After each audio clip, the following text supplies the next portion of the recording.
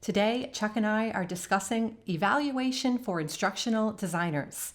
We'll discuss the 5 types of evaluation, the design and implementation process, and net outcomes. Stay tuned, we're coming right up. You have instructional design questions. We discuss answers. So, Chuck, today we are here to talk about evaluation for instructional designers. And this is a really hot topic. I know this is a topic that you love, that you feel very passionate about. We've had some discussions prior to this session here today. And tell me, why do you think this is so important? What is it about evaluations that designers need to understand? Evaluation of instructional design is really important for a lot of reasons. One, you need to know as a designer whether or not what you did actually works from a learner perspective and from an organizational perspective. But you also need to look at a lot of different things. And people think for some reason that smile sheets or Kirkpatrick will call level one is the only thing you really need to worry about. And frankly, that's 1% of what you ought to worry about. The other 99% is really important. And as we go through this, remember that this is from the perspective of me as a designer and others in the field. And you will find as many variations on a theme about what's important in evaluation as there are designers and people with opinions. But this is my perspective. This is the way I do it. You may find this of value. You may look at it and shake your head, but that's the point of evaluation. It gets you to think about these things, and whatever you come up with will be great. Now, let's take a step back real quick and talk about smile sheets, because I know that that is one of the things that we've talked about. Yeah. And smile sheets being really, I don't want to say ineffective, but it's an ineffective measure of, from a design point of view, it's an ineffective tool in terms of evaluating and assessing the value and the quality of the training being done and being conducted. I've filled out probably in my lifetime 1,000 smile sheets. I've gone to many a session, many workshops, many training sessions, and the smile sheet is the first thing they throw in my face before I leave the room. And I know we do that at UMBC too. For our events, we do smile sheets. And typically the results are, well, the room was cold, the food, Yeah. there wasn't as much variety as the last year Yeah. was, things of Right. that sort. Right. So things that are hard to control in terms of there are some things you can control, some things you can't control, but that doesn't have anything to do with the actual training of the material, what you went there to achieve. Nothing. It has nothing to do with it. And this grew out of a time in the history of education and training and everything else where you were never really required to show that you accomplished anything with learners. It was more about the experience. And starting after World War II, and as we went through the 60s and 70s, it became apparent that just what someone felt as the experience was just the smallest part of this thing. And as money starts to become tight and you get into the 80s and 90s, you start to see very large organizations actually requiring some proof of mastery. And it was always this way in the apprentice trades. If you're going to be a bricklayer or an iron worker, you had to prove that you could do the job. So you had to show mastery. So within those fields, I guess in the more tactile fields, it's easier to think about this because they've been doing it for so long. But then it came a point where it had to be something that universities thought of and colleges thought of because regional accrediting bodies now require that you have real objectives and real evaluation of mastery. If you can't show that a certain percentage of your students actually reach the goals and objectives that you set for programs and for courses, then you've got to explain why that's the case.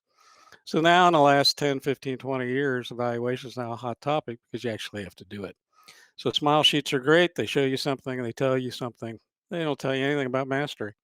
They not a single thing. And I've seen so many great instructors and facilitators either promoted or fired based on what they found out with a smile sheet. So if you're entertaining and you make people feel great, you're going to get a nice level one. Otherwise, mm, gee Hmm. whiz. And you got to think about it too in terms of some training is not meant to be something you enjoy. Um, I mean, the example I It's a always good give point. because it's so true is, points training on your license. Let's say you've got 8 points, 10 points, depending on your state, how many you get to the point where you need to start walking. And sometimes they give you this opportunity to go to point school, and you can get 2 points knocked off or 4 points or whatever if you attend this day-long session on how to grow up and drive. And I can assure you that a level 1 review of those courses is not gonna be very popular. The sergeant from the state police is gonna be there, and, a judge will show up, and, yeah, it was sure enjoyable. I wanna do that again next weekend. Um, Exactly. so level 1, you gotta put it in the context of what it's really telling you. Hmm. So, as we go through these 5 steps that I think are important, I think you're gonna see that that falls in there someplace. It has a Hmm. place, but it's not the only thing. It's not the first thing. It's one of those things. Well, let's talk about these 5 types of evaluations Yeah. that are out there. Let's begin with the first one, learner mastery. Well, learner mastery to me as an instructional designer is the most important thing. I wanna know if the learner can meet the objectives. Can they do A, B, C, and D, and how well can they do these? And can they replicate it? So you go down that path, and a good designer already knows this. It's what we talk about with performance agreement. Can they take the objective? Can they apply this information or the skill? And can they show you that they have mastery of it? The other part of this that you want to think about too is what happens later. What happens the next day? What happens 6 months down the line? And Donald Kirkpatrick called this a level 3, but essentially it says, did it stick? Okay, can you show that this was delivered in time for it to be useful? That in fact learners were able to retain this information and be able to do what they said they could do and what they showed they could do at the end of the course over a period of time. So some examples of this that I've been involved with are, let's just pull one out of the air. Let's not make this a real example. Let's put this hypothetical. But let's say that you're training motorcycle mechanics, and how many new motorcycles come out every year, and how many different engines, and how many different powertrains, and how many different computer systems go into this. And what they did find in reality was across this field, they were training people way too early. So you would train someone and they might not see this particular motorcycle for 6 months, 8 months, 10 months, 12 months. And then when they started to work on it and say, oh, I remember, yeah, kind of, but you know, I don't remember. And then you lose all the time that you thought you were going to gain because of this. And think about that across, 1,000 different topics of things that you could do. The other part of this that I see all the time is software training, where organizations train people on software that's not even going to be embedded in their systems for another 6 months, 9 months. So by the time they actually get to use it or have to use it, they're just shaking their head because they don't remember enough of Absolutely. it to be useful. And I think I've we've all been through I've that. been through that myself. I've learned software and I haven't had the chance to use it. And three Yeah. months later, I'm like, oh, I have a day here where I can dedicate to this. Let me try this new program out, and I forgot everything that I learned, Yeah. everything And because I didn't apply it. yeah, why would you remember it? Statistically, you lose 80% of what you learn today tomorrow, especially if you don't use it. So, this whole notion of does it stick? This is where a good instructional designer works with a client or with an organization, college, university, nonprofit, whatever they're working with. This is where you want to set up timing of what you're going to do. Don't deliver too early. Don't expect it to last. If you do that, find that optimum time to be able to do this. And this is all part of that learner mastery evaluation element that I think is critical. Let's move on to the learner experience evaluation. And we're talking about a level 1, as Dr. Kirkpatrick would put it. Smile sheet, whatever you want to do. But it's much more than just, was the room too cold? Was the coffee hot? Did you like the meals? Things are important. And I've had clients that honestly said, I don't care if my learners learn anything. I want them to have a great day. It's been a great year. They've been great at what they do. I want to reward them with a day of training. So the important thing for me is that they leave having enjoyed the day and felt like they were appreciated and rewarded thusly. And I said, well, you want me to get Barnum and Bailey? I mean, what do you want to do with this?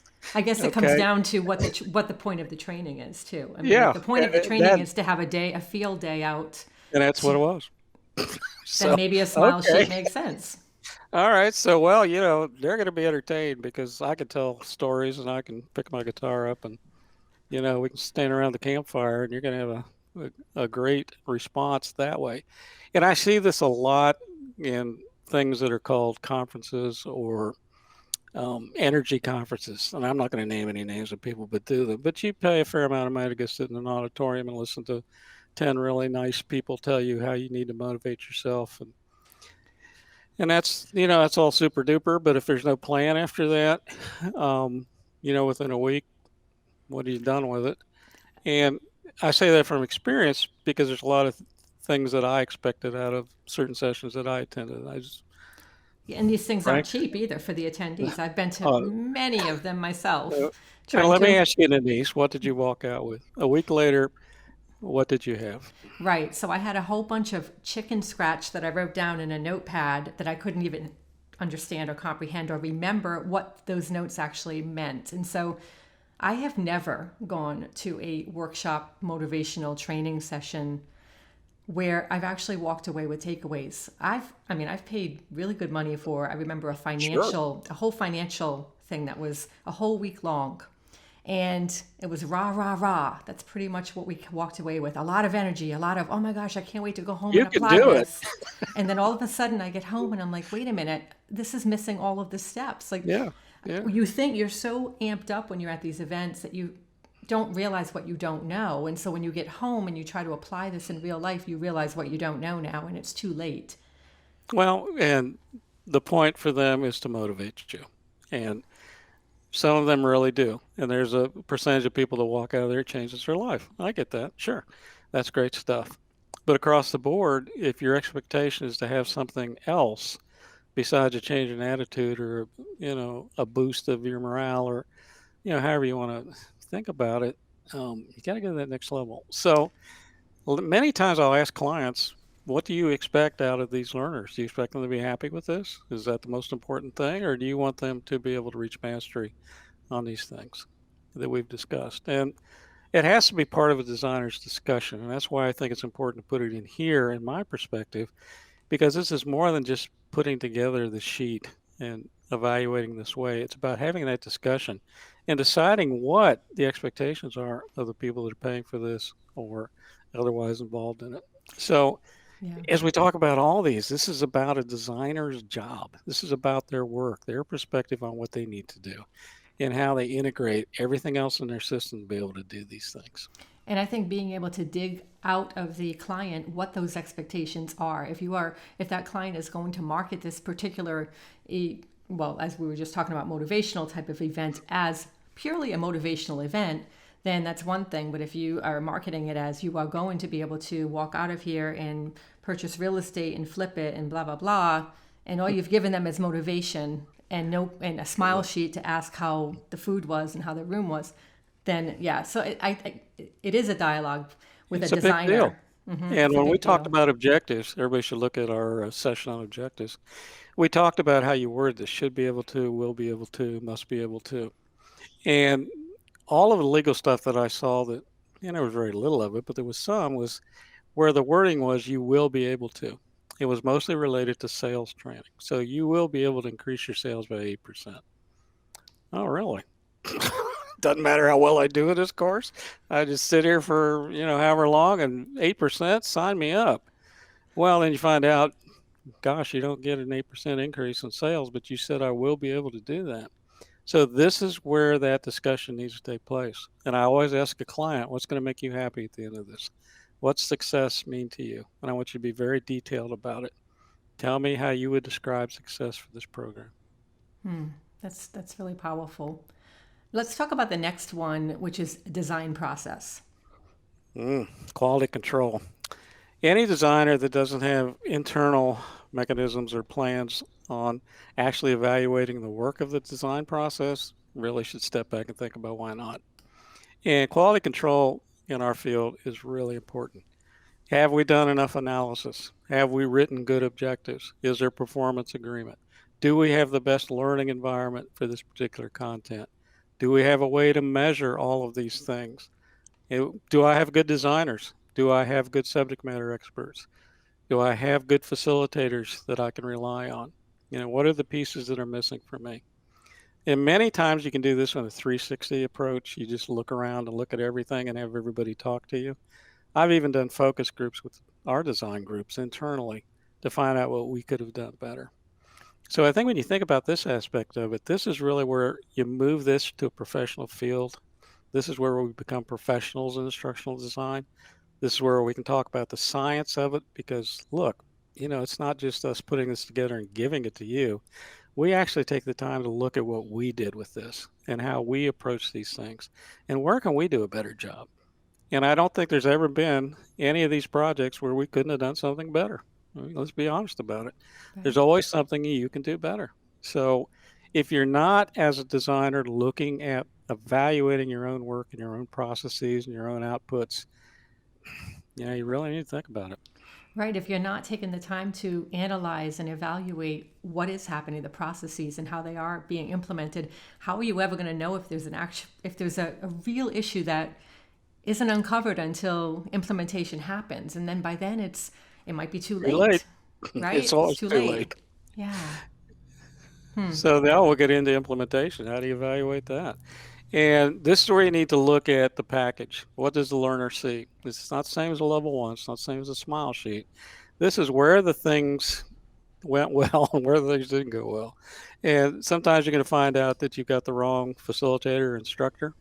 Maybe you just made a bad choice there, or the organization did. Maybe they didn't look at your prerequisites for how you thought the evaluator facilitator should be able to do this. So as you look through this, you want to think, okay, I want to look at a snapshot of what happened during this process. So if it's a 1 hour course, that's pretty easy. If it's a week-long course, a little bit more work, but you're still going to want to see what are the things that went wrong, what are the things that went right, and looking at materials, looking at everything that's part of this. Is there programming? Is this online? What are what are they telling you about ease of working through this? Is there a problem getting to different parts of your learning management system? I mean, all this stuff is important. And the more you're online, the more these kind of problems are going to creep up. I mean, just look at what people have found out in the last year about online.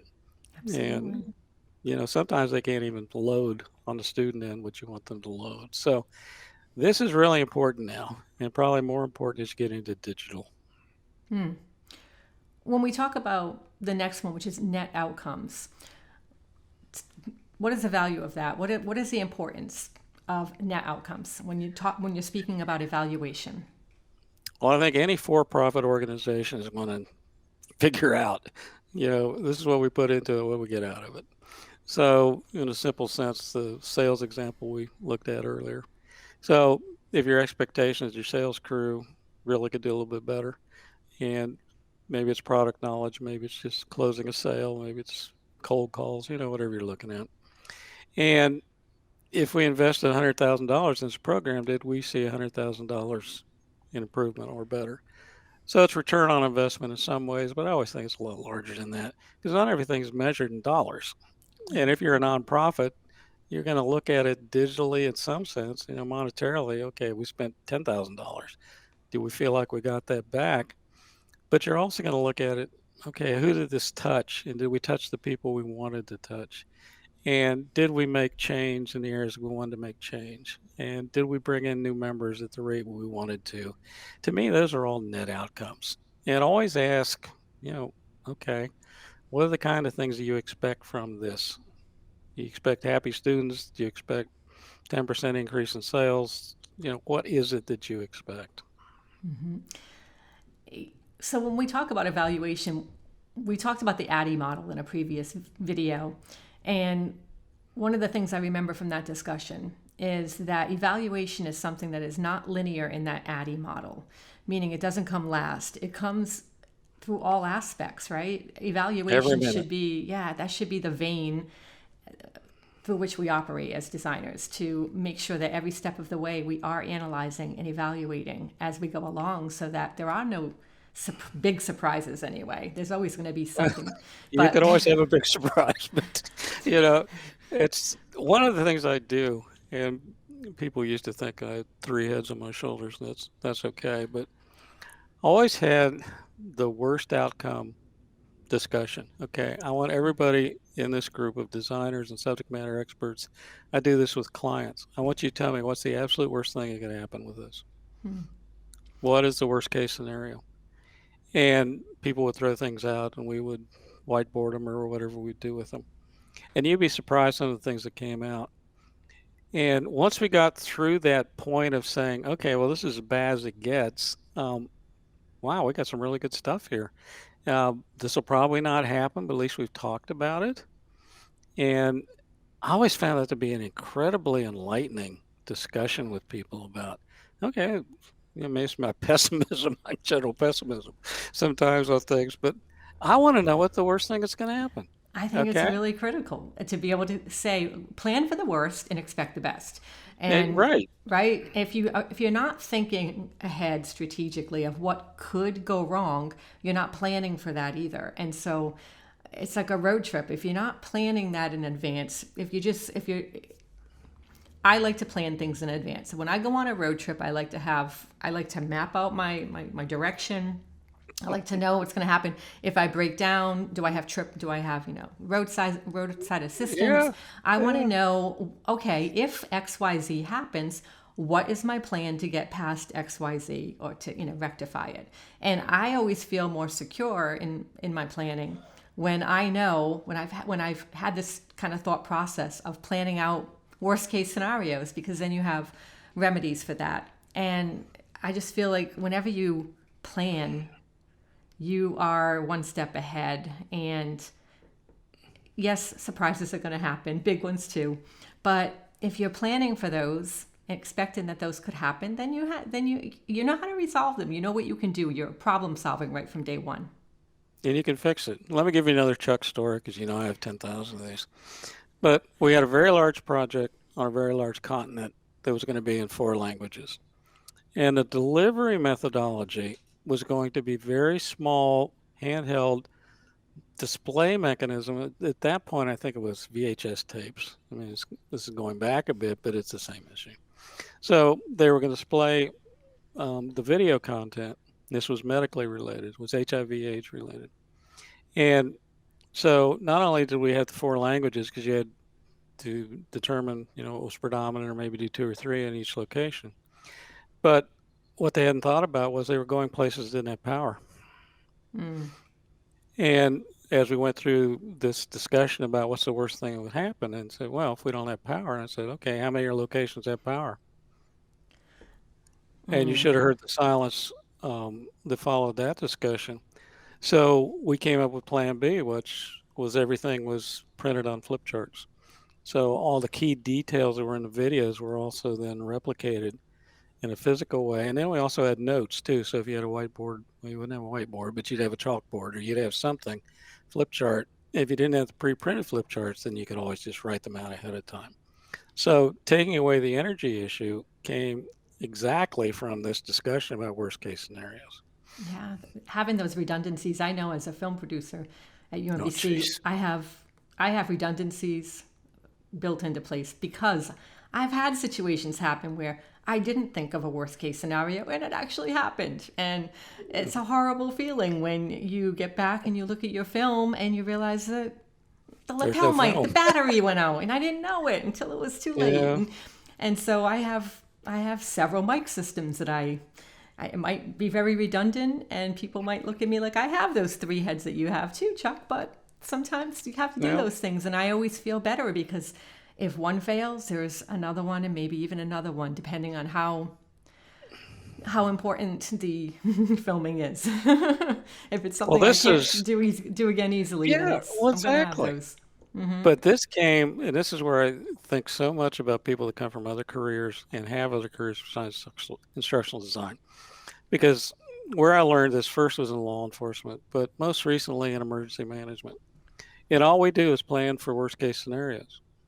So I was on the Eastern Shore in emergency management, and you obviously got the hurricane stuff, but you also have nuclear power plants, and you have chemical spills on areas that are only bridges on and off. And so what you do all the time is sit there and go through worst case scenarios. Okay, let's say we have a hurricane and the Bay Bridge closes and the Kent Narrow Bridge closes, and I've got 12,000 people on Kent Island. Now what? Yeah. And so my mentality is kind of that way, so I apologize, but I always try to find, okay, show me that one thing that just is going to mess this entirely up. What are you going to do with these things? So, this is where cross education and having experience in other fields like you with working in video and filmmaking and production, it gives you a different insight into instructional design. And every designer out there, I would argue, has some other skill or interest level that they bring to this. And I think this is a perfect example of that. Yeah, and bringing it back to evaluation and assessing, analyzing, it's important to be able to view that analysis and that evaluation through different lenses, and that's where that value comes in of having those different lenses that you're viewing things through. So I think this is all important. And if you're watching this, you're new to instructional design, don't let it scare you off, but just be cognizant of the fact there's a lot going on with evaluation. And you may not hear a lot about it from other folks because, frankly, they just don't have the experience or have the knowledge to be able to help you with that. If you're an experienced designer, maybe just one of these things will give you something to think about in a project that you look back on and thought, yeah, I could have done a little bit better on that. And we all have those. I mean, every project I could have done better on. And if it helps you that way, that's terrific. So either end of the spectrum, I think, can really benefit from a little reflection on evaluation and the real depth of what goes on here. Well, I can't think of a better way to close out this session than what you just said. I want to thank everyone for being here, and please subscribe, hit the little bell so you get notified when we go live, which we'll be doing very soon. We'll be doing Q&As live, and also we have a lot of interviews coming up with ISD experts, and we're excited to share those. So you don't want to miss out. Hit the little bell. Thanks so much, and stay safe, everyone.